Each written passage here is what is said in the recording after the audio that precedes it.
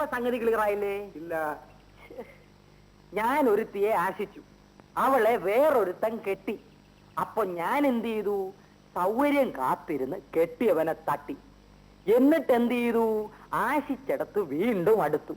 അവൾക്ക് എതിർപ്പില്ല, ശ്രദ്ധിക്കണം, അവളും അടുത്തു. ഇതിൽ നിന്നും എന്ത് മനസ്സിലാക്കണം?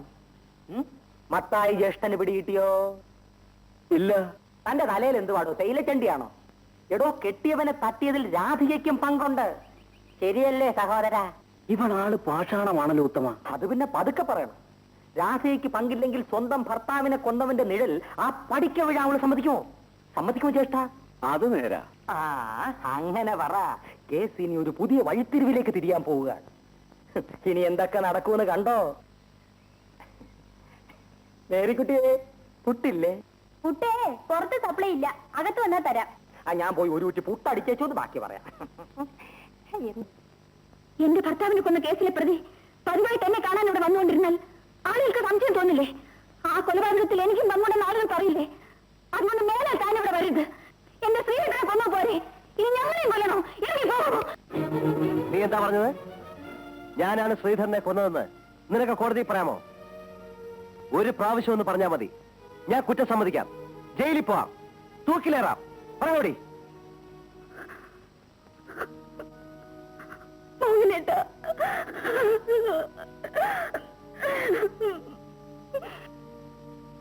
എന്താ സംഭവിച്ചെന്ന് പറയൂ.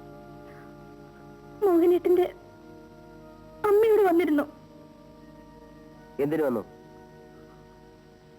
മോഹനേട്ടൻ ഇവിടെ വന്നുകൊണ്ടിരുന്ന ആളുകൾ അപവാദം പറയും. അത് കേസിന് ദോഷമായിട്ട് വരും. മോഹനേട്ടനെ ശിക്ഷിക്കും. അതുകൊണ്ട് അപ്പൊ ഞാനിവിടെ വരാതിരിക്കാൻ നീ ഒരു തന്ത്രം പ്രയോഗിച്ചാണല്ലേ? അതിന് നീ എന്നെ എത്ര തവണ താനെന്ന് വിളിച്ചു? രാധികേ, ഞാൻ ഇന്ന് ഈശ്വരനിൽ വിശ്വസിക്കുന്നു. തെറ്റിയാത്ത എന്നെ ശിക്ഷിക്കാനിടയില്ല. അഥവാ ശിക്ഷിക്കുന്നെങ്കിൽ ഇതിനു മുമ്പ് പലപ്പോഴായി ചെയ്തു പോയ തെറ്റുകൾക്കെല്ലാം കൂടിയുള്ള വലിയ ശിക്ഷയാണെന്ന് കരുതി ഞാൻ സമാധാനിക്കും. എന്നാലും ഞാനിവിടെ വരും. നിനക്കൊന്നും തടയാമോ? ഈ ജീവിതത്തിൽ എനിക്കതിന് കഴിയുമെന്ന് ചേട്ടന് തോന്നുന്നുണ്ടോ? അത് മാത്രം എനിക്ക് കേട്ടാ മതി.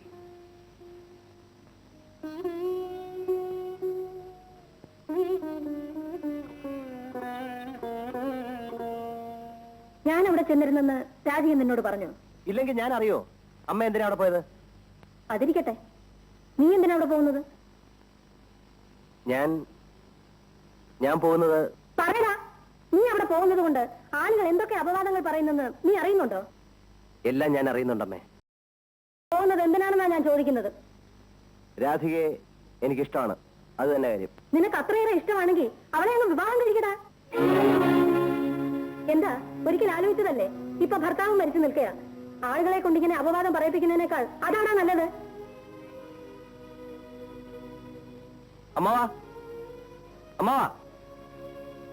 എന്താ മോഹൻ? എന്റെ അച്ഛൻ, അതായത് അമ്മയുടെ ഭർത്താവ് മരിച്ചുപോയി. അമ്മയുടെ ഏക സഹോദരനായ അമ്മാവൻ ജീവിച്ചിരിക്കുന്നു. അമ്മയ്ക്ക് അമ്മാവനെ വിവാഹം ചെയ്യാൻ കഴിയോ? എന്താ, വിഷമം തോന്നിയോ? അമ്മാവനും അമ്മയും തമ്മിലുള്ള ബന്ധം തന്നെയാണമ്മേ ഞാനും രാധികയും തമ്മിൽ ഇപ്പോഴുള്ളത്. അവൾ എന്റെ സഹോദരിയാണ്. എന്നെ ഒരു തെമ്മാടിയായിട്ട് മാത്രമേ നിങ്ങൾക്ക് കാണാൻ കഴിഞ്ഞിട്ടുള്ളൂ. ഞാനൊരു കൊലപാതകയാണെന്ന് എന്നെ പ്രസവിച്ച എന്റെ അമ്മ പോലും ഇന്നും വിശ്വസിക്കുന്നു. പക്ഷെ എന്നെ മനസ്സിലാക്കിയ ഒരാൾ ഈ ലോകത്തുണ്ട്. അതാണ് രാധിക. അവളെ കാണാൻ ഞാൻ പോവും. ആരെന്ത് പറഞ്ഞാലും ഞാൻ പോവും.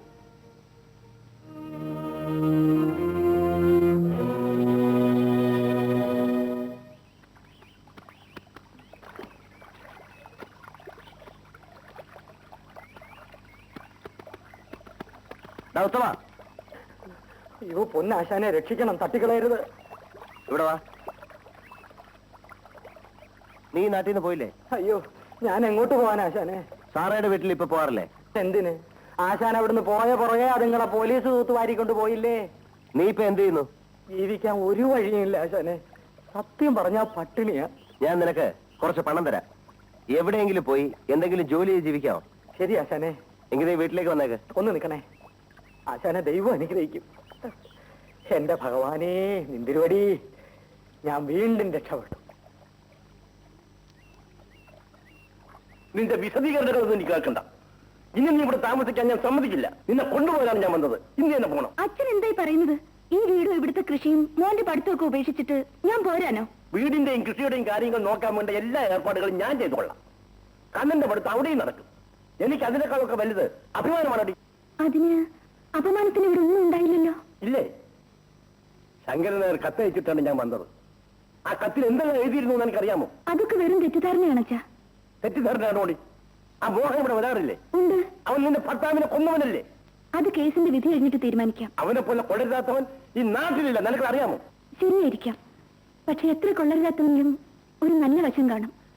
അത് നമ്മൾ അവഗണിക്കാതെ അംഗീകരിച്ച ആള് തന്നെ ചിലപ്പോൾ നന്നായിന്ന് വരില്ലേ അച്ഛാ? അപ്പോൾ നീ മോഹനെ നന്നാക്കാൻ പോവുകയാണോ? ഏതായാലും നശിപ്പിക്കില്ലെന്നുള്ളത് തീർച്ച. അച്ഛാ, മോഹനേട്ടൻ ഇന്നെന്റെ സഹോദരനാണ്. അച്ഛൻ വിശ്വസ്തലും ഇല്ലെങ്കിലും അതാണ് സത്യം. ചുരുക്കി പറഞ്ഞാൽ നീ ഇവിടുന്ന് വരില്ല. അച്ഛൻ ഇന്ന് ഇങ്ങോട്ട് വിവാഹം ചെയ്ത് അയച്ചതാണ്. ഭർത്താവിനെങ്കിലും ഇവിടെ കഴിയേണ്ടവളാണ്. കഴിയാനുള്ള കരുത്തും എന്റെ മനസ്സിനുണ്ട്. ഇവിടെ നിന്നും വരില്ല, തീർച്ച. മോളെ, നിന്നെ ഞാൻ ഇങ്ങോട്ട് അയച്ചത് കല്യാണം കഴിപ്പിച്ചാണ്, ഉപേക്ഷിച്ചല്ല.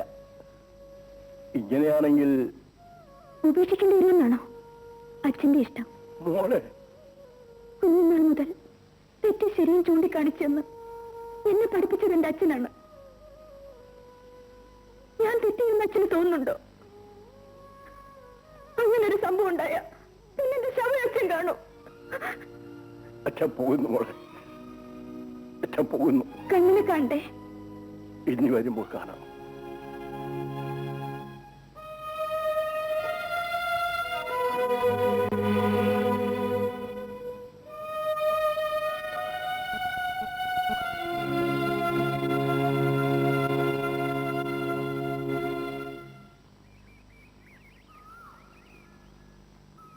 നെല്ല് എങ്ങോട്ട് കൊണ്ടുവന്നു? അറയിലിടാൻ. ഉഴവ് മുതൽ മെതി വരെ ഞാനാ എല്ലാ ജോലിയും ചെയ്യിച്ച്. അന്നാരെയും കണ്ടില്ലല്ലോ. പാടത്തൊന്ന് വഴക്കുണ്ടാക്കുന്നത് ശരിയില്ലെന്ന് തോന്നിയോണ്ട് വന്നില്ല. ഇത് ഞങ്ങളുടെ കുടുംബകാര്യമാണ്. മേലാലിൽ ഇടപെടരുത്. ഇത് എന്റെ സഹോദരിയുടെയും കുഞ്ഞിന്റെയും കാര്യമാണ്. ആരെതിർത്താലും ഞാൻ ഇടപെടും. സഹോദരി ശ്രീധരനെ കൊല്ലുന്നതിന് മുൻപ് തന്നെ നിങ്ങളും രാധികയും തമ്മിൽ അടുപ്പത്തിലായിരുന്നില്ലേ?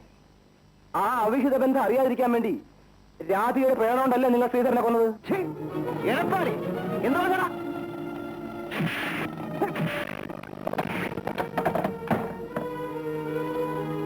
ഇനി രാധികയെ പറ്റി തെറ്റായ ഒരു വാക്ക് പറഞ്ഞ കൊന്നാളെ തന്നെ ഞാൻ. കാര്യങ്ങൾ അത്രത്തോളം എത്തിയോ? അവളെ തന്നെന്ന് പറഞ്ഞിട്ട് അവള് കേട്ടില്ല. അവർക്ക് രണ്ട് കൊടുത്താലും വേണ്ടതില്ല. നിങ്ങൾക്ക് അവളെ നിലയ്ക്ക് നിർത്തോ? ഇല്ലെങ്കിൽ ഇനി കൊലപാതകം നടക്കും. ഇന്ന് രണ്ടിലൊന്നും അറിഞ്ഞിട്ട് തന്നെ കാര്യം. പറ നീ. അവൻ എരപ്പാളിയാണടി. ഇക്കാര്യത്തിൽ ആരും എന്നെ ഉപദേശിക്കണ്ട. എങ്കിൽ ഈ വീട്ടിൽ താമസിക്കാൻ പറ്റില്ല. ഇതെന്റെ വീടാണ്. എന്റെ കുഞ്ഞിന് അവകാശപ്പെട്ട അവന്റെ അച്ഛന്റെ വീട്. എടാ വേണു, കൊച്ചിലേക്ക് കാര്യം അവൻ എന്റെ അനന്തരവന്റെ മകനാടി. പെടകെട്ട് നീ അവനെ വളർത്തിയാൽ അവനും പഴച്ചു പോകും. എടാ കുഞ്ഞിനെടുക്കാൻ എന്നെ